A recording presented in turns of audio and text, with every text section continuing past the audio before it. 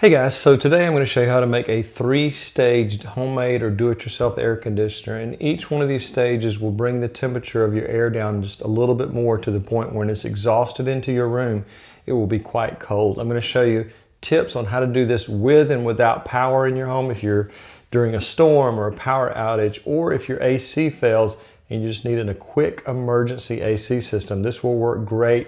Again, this is not for long-term use, but it will solve the problem when you have an emergency AC outage or a heat wave comes through. So let's get started on putting this 3-stage system together that will cool any size room very quickly. Now, the first thing you're going to need is some type of cooler, and I would recommend these cheap styrofoam coolers because you don't want to do this to those $30, $40, $50 cooler, plastic coolers. So this right here is something that's going to be disposed of anyways. Whenever I buy a cooler when I'm on vacation or something, I'll keep it, bring it home, and put it in my storage building. So the bigger the better, because we want to have more cooling effect. So these particular ones I've just collected over the years when I went on a vacation trip or was out camping. So this is the perfect size for the demonstration today. But again, you can go any size you want to. Now, another thing you're going to need is an electrical fan. Now, you can go with a battery-powered fan like this one right here. This one I've tested all night long, and it comes with these it is actually powered by 4, I think it's AA batteries. But you can also put it into a USB port, so if you have one of those USB phone charging batteries, it'll work on that. But these 4 AA batteries lasted a solid 8.5 hours, and it was still running when I woke up the next morning. So I know that just something like that would get you through the night in this system. Another thing that you might want to consider is that even if you can't cool down your room, if you're in an extreme heat situation, I'll show you a way how to cool the area where you're sleeping so you can sleep comfortably. Even though the room may be a little bit higher temperature, the area where you're sleeping will be quite comfortable. So guys, also I want to give you a chance to download this PDF. It's actually 3 separate PDFs. I've just combined them into one. So if you're a paid member of the Patreon, you can get this for absolutely free. Or if you wanted to pay and download it without becoming a member of the Patreon, you can do that as well. But that gives you a lot of extra tips and advice that may not be included in this video, or else it would run on to maybe 45 minutes to an hour. So I just want to give you the opportunity to download that as well. Print it out to a hard copy or save it to your phone or device so you can take a glance at it anytime. But again, if you're a visual learner like me, that will definitely help you because there's a lot of illustrations in it to help put this whole system together. Now, this is going to be stage 1. This is the largest of the 3 coolers, and that's just by coincidence that I had 2 that were the same size, and this one that was a bit larger. But what we want to do is, if at all possible, the fan you're going to be using needs to have a flat front. We're going to trace this around the edges before we cut out the top, and also you need to make it slightly smaller so it doesn't fall in. So just remember, I'm actually going to cut to the inside. I'm just taking a marker. We're going to go all the way around. And so we know that if we cut out that size, it may be a little bit too large, so we're going to cut it slightly smaller, maybe right in here. Also, using a very specific type of tape. You could use something like HVAC tape, or this tape has a metallic feel to it, but most commonly called HVAC. That will survive a lot of moisture and humidity. You could use painter's tape. It may not last as long in this setup if it gets too much moisture on it, or just common duct tape as well. So we do want to have one of the 3 when we're putting this together. And we'll also do some testing with my temperature probe. And I've got another type of probe we can put down into the exhaust ports to make sure that it's actually cooling properly. So I've got this first cooler all ready to go. I've got it filled with ice, but I'm going to show you a couple of tips there as well. So let's get started on cutting this out.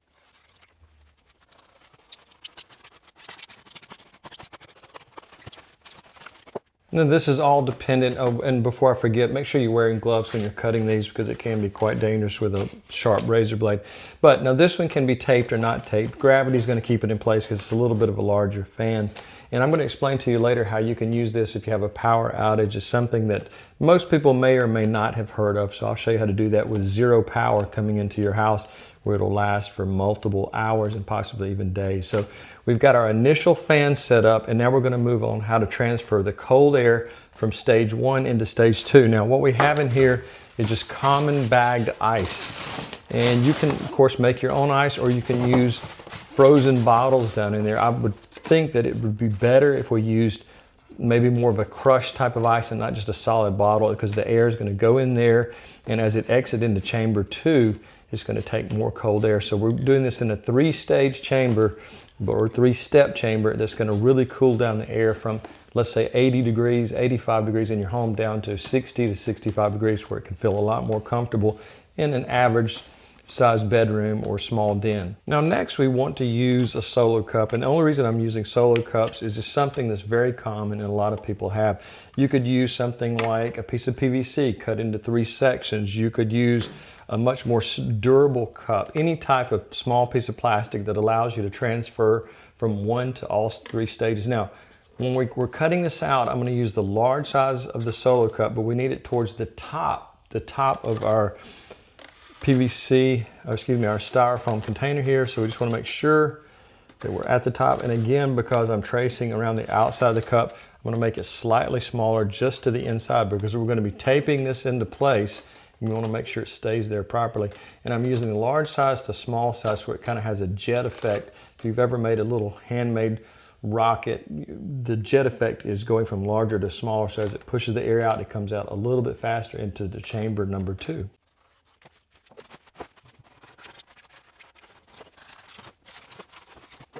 Now we've got our hole cut in the side of our main chamber, and now we're going to go to our 2 solo cups. I'm going to go ahead and cut the bottoms out of each one of these, and again, make sure you're wearing your gloves for safety. It's a little bit tricky because solo cups are not all that durable, so you need the sharpest blades you can get, and I'm just going to shut up and cut these so I don't make too much noise. Now the next thing I'm going to do is I'm going to tape our first solo cup discharge air vent to our main chamber here. So I'm going to do that. And I'm using the HVAC tape, which is very, very sticky. It's going to stick great to this. And also it's very resistant to moisture and humidity. So it's going to work great. We're just going to take this, wrap it around our first solo cup. A little tricky there because it is super sticky. And then attach that. You may have to rip these because it is so sticky. This will last for a long time. This is actually made for ductwork and HVAC systems, so moisture is not that big of a deal when it comes to this type of tape. So let's just apply that to the side of our initial container there. And I may need one more small piece on the bottom. And we just want to make sure we go all the way around so we keep any possible air leak, because we want to concentrate all the air that's going through the initial chamber to our second chamber, and then ultimately to our 3rd chamber, and then the discharge area. All right, I've got one little spot on the bottom, and you could probably cut this in half because this is a little bit oversized for what we're doing here, but I'm just going to go ahead and use the whole thing for the purpose of time. Just make it a lot easier. Go in there, and it's sticking quite well to this styrofoam, so we don't have to worry about it coming off. Something like the painter's tape, it may not stick as well, but this might stay on there even when it's wet and when it's been there for a long time. It's not going to come off easily. So that's our initial setup for chamber number 1, or stage 1 in our 3-stage system. Now in step 2, I'm going to take my marker and mark as close as I can to the size of the discharge from the chamber 1 to chamber 2, and we want this one to be cut as close as possible because this one might slightly go into our chamber 2. So we're getting it just about the same size. I'm going to cut that out, and we'll run those 2 together and then tape it. All right, I've cut the hole into chamber 2, so I'm just going to line that up properly, push that in a little bit, and then I'm going to maybe cut the tape in half so it's not quite so thick, because this is a little bit of overkill here. But you can see there's a good tight fit. I'm going to run around with the HVAC tape or the furnace tape, whatever you call it, and then make sure we have a good seal around area 2. Now it's quite hot here in the shed, so I'm going to go ahead and dump the ice into chamber 1. Now remember, we've got 3 bags of ice, but if you want to make your own ice, you could freeze water bottles where you don't have to redo this. You could have 1 large or maybe 2 large bottles depending on the size. But I think this type of smaller ice gives a better cooling effect as the air moves across it. So let's dump this into chamber 1. Now next, I'm going to dump the second bag into chamber number 2. It's a little bit sticky there. Had a little bit of melting because I've had the building here up to 85 degrees today, so I just wanted to do a test and see how well our multiple chambers would work. So it's quite warm in here. So we've got chamber 1 now filled, chamber 2. Now we're going to assemble chamber 3, and then we'll move on to putting it together and doing some testing. All right, we're doing the exact same thing as we did on the last one. We're just going to mark this out, and you just have to remember that you need the cup closer to the top, because as this melts, if you put it too close to the center or the bottom, you're going to have a lot of leakage. So just remember, part of the trick to doing this is making sure that you don't allow leakage to happen all over the place. I would recommend getting a couple of towels. And let's do this right here. And remember, the hole we're drawing, we're going to put a secondary hole in there on this one to make sure that it doesn't fall into our chamber there. So we're just making it slightly smaller so we have a much better fit, because this is going to be actually taped to the outside. So that's our actual cutting size. All right, so we've got chamber 1 connected to chamber 2, and we're about to connect chamber 2 to 3, and then we'll fill chamber 3 up with ice, and then I'll give you some options on making this work when you have zero power coming in from the power company. If you had a complete failure there due to whatever natural disaster, this will continue to work. It's really a simple system, and it's something that everyone should have in their house. Not particularly this, but the way you're going to power it is something everyone needs. But having both is a great idea. Now this is a little bit messy because it's styrofoam, but I will say that if you plan on keeping this for a long time and reusing it over and over, you could use some of the little bit slightly more better priced coolers, the plastic ones, and you could use hole saws to do this, but I'm just demonstrating the cheapest way possible to put this multi-chamber system together to cool in an emergency. All right, so I'm going to mark where we're going to actually be bringing this in to chamber 3, and I wish these cups had more of just a round bottom. These kind of have an unusual shape to them, but it's perfectly okay. I can make it work, and we'll take our cutter and cut that out and then run that into the final chamber.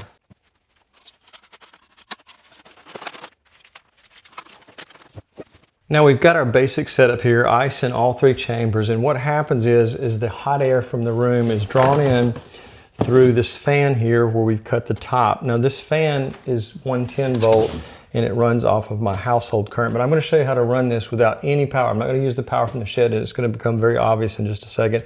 As it pushes air into the second chamber, the cool air becomes a little bit colder. Same thing happens in the third chamber. It comes a little bit colder until it discharges from the final port. Now you can do this where it cut a hole in the top and let it discharge like that.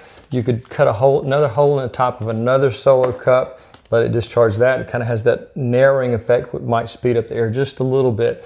But I think one of the best ways to do it is to use a 90-degree piece of PVC. You're going to cut a hole there, and then this is just some ordinary vacuum hose, but this vacuum hose has a very special purpose in this whole setup. You're going to tape that to the inside, and this actually saved the day about 2 months ago when it was really hot. I cannot sleep in a hot room.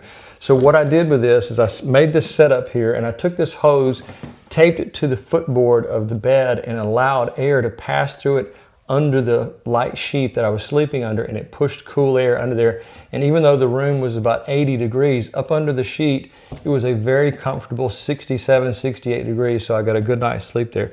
So we're going to do some testing, and then before we do that, I'm going to show you how to power this without using any power from my shed here. Everyone should have this set up for an emergency, because if you're like me and you can't sleep in a hot room, this will absolutely save the day.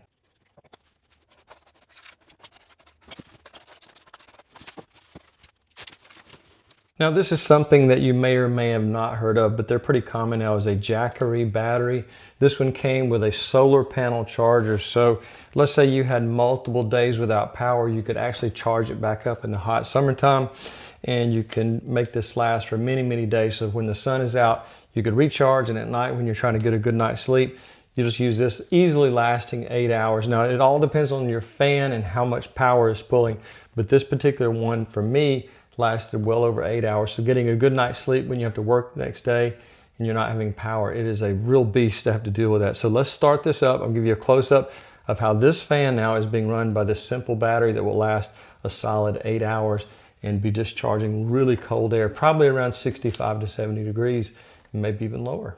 Okay, we've got our fan hooked up. We're going to cut on our plugs here. And as you can see, the fan is starting to work.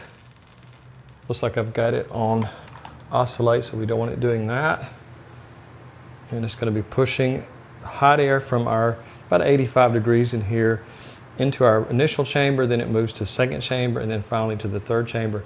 We'll do some air testing, but I'm going to let it run for a minute and just cool down the air in here just a bit. All right, so our temperature probe here is showing 86, so let's just stick it in here and let it sit there for a minute and watch the cool air coming out. Let's see how fast it drops and where it drops to.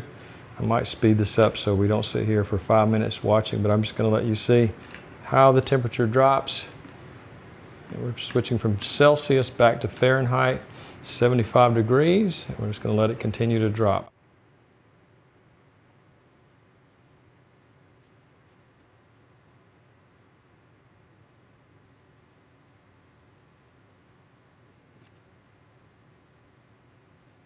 Okay, so this initial temperature probe here is actually a soil probe, and you use this in the garden, but now I'm going to use my digital probe here and see what temperature we're getting there.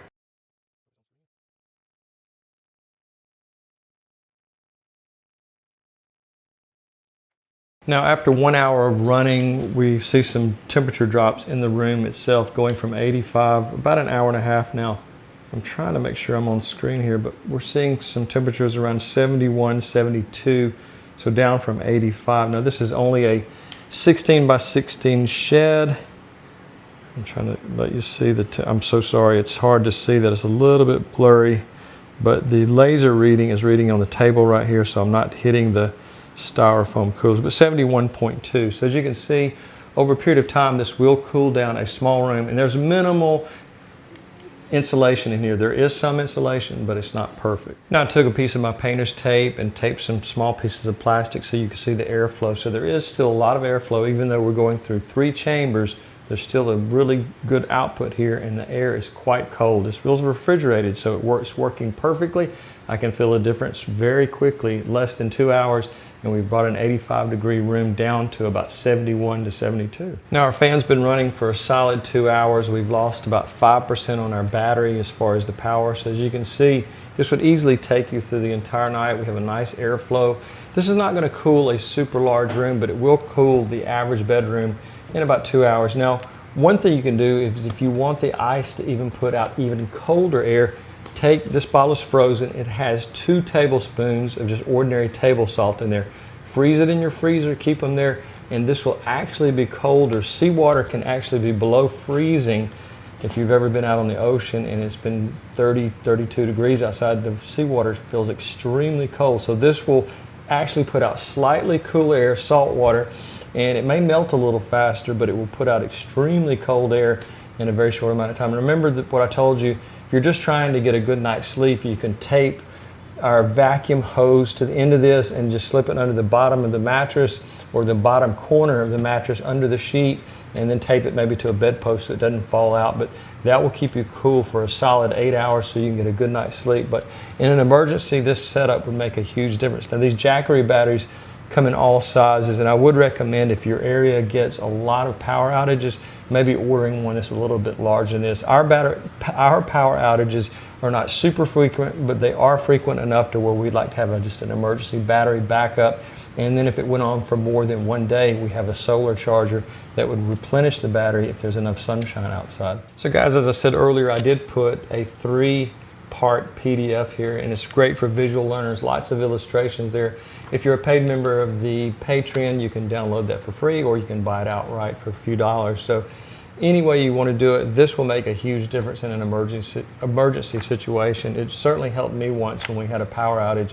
I guess it was a couple months ago, and it got me through the night, and I got a good night's sleep, because I would wake up about 3 in the morning in a hot sweat in a humid room. I would hate that. So this simple setup, not the prettiest setup, but it does work quite well. And if you want to make this permanent, you could use the little bit more expensive igloo coolers and things like that, and you can nest each one. Start with a very large cooler, next size could fit in there, and then the smallest size inside of that cooler, and then you could have this sitting in a closet, and you could just assemble everything real quickly. And if you have your frozen bottles or bags of ice in a deep freeze or in the back of your freezer, you can just set everything up and still get a good night's sleep in a pretty cool room. So guys, I really appreciate you watching, and have a great day.